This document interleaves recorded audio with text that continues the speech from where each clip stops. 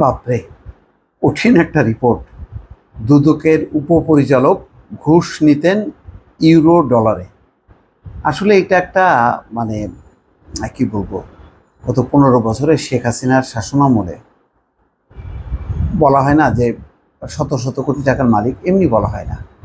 মানে পিয়ন দারণ থেকে শুরু করে হেন লোক নেই যারা কোটি টাকার মালিক হয়নি। ওই যে দেখে না জাহাঙ্গীর, শেখ হাসিনা তো নিজে বলছেন যে 400 কোটি টাকার মালিক সে হেলিকপ্টার ছাড়া সে চলাচল করে না।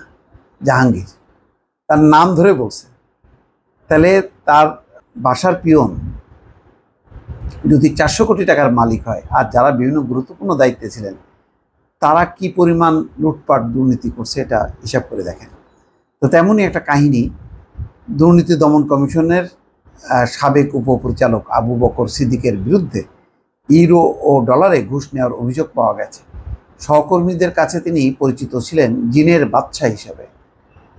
জানা গেছে বিলুপ্ত দুর্নীতি দমন ব্যুরোতে স্টেনোগ্রাফার হিসেবে চাকরি জীবন শুরু করেন আবু বকর সিদ্দিক। পর্যায়ক্রমে হন দুর্নীতি দমন কমিশনের উপপরিচালক। তার এই পদোন্নতির পেছনেও রয়েছে রাজনৈতিক পৃষ্ঠপোষকতা।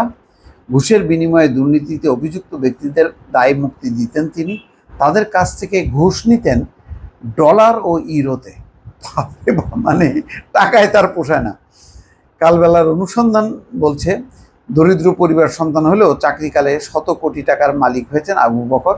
রাজধানীর অভিজাত এলাকাসহ কয়েকটি জায়গায় বেশ কয়েকটি ভবনসহ ডজন খানেক প্লট ও ফ্ল্যাটের মালিক তিনি। তাকে টাকা দিলেই মিলে যেত দুদকের ক্লিন শিট। দুর্নীতিবাজদের রক্ষা করতে তিনি ঘুষ নিতেন ডলার ও ইউরোতে। তার 2 ছেলে থাকেন যুক্তরাজ্যে। উপপরিচালক, তার 2 ছেলে থাকে লন্ডনে। চিন্তা করেন, ঘুষের টাকা সেখানে পাঠিয়ে দেন হুন্ডিতে। এই কারণে তার মানে ডলার আর ইউরো দরকার ছিল। আর সেই টাকা রেমিটেন্স হয়ে আবার চলে আসে আবু বকরের কাছে। চলতি বছরের এপ্রিলে বহুল আলোচিত কারিগরি শিক্ষা বোর্ডের কম্পিউটার সেলের সিস্টেম অ্যানালিস্ট AKM শামসুজ্জামানকে ঢাকা থেকে মহানগর গোয়েন্দা পুলিশ গ্রেপ্তারের পর বেরিয়ে আসে আবু বকর সিদ্দিকের ঘুষ বাণিজ্য। পুলিশের জিজ্ঞাসাবাদে শামসুজ্জামান জানিয়েছেন তার বিরুদ্ধে দুদকে থাকা অনুসন্ধান কর্মকর্তা পরিবর্তনের কথা বলে আবু বকর দাবি করেন 60 লাখ টাকা। ওই টাকা নিয়ে আবু বকরের বাসায় গেলে তিনি টাকা গ্রহণে অস্বীকৃতি জানিয়ে বলেন সেগুলো ডলার বা ইউরো করে নিয়ে আসতে হবে। শামসুজ্জামান বাধ্য হয়ে ডলারে কনভার্ট করে 60 লাখ টাকা দেন আবু বকরকে। চাঞ্চল্যকর এই তথ্য প্রকাশ হওয়ার পর তার ঘুষ দুর্নীতির বিষয়ে তদন্ত চালিয়ে যাচ্ছে দুদক। বেশ কিছুদিন আগেই একজন উপপরিচালককে তার বিষয়ে তদন্ত কর্মকর্তা নিয়োগ দেওয়া হয়। তাহলে এইরকম একটা একটা করে যদি ধরেন, আপনি কত শত কাহিনী প্রতিদিন দেখেন গণমাধ্যমে আসছে এদের কাহিনীগুলো।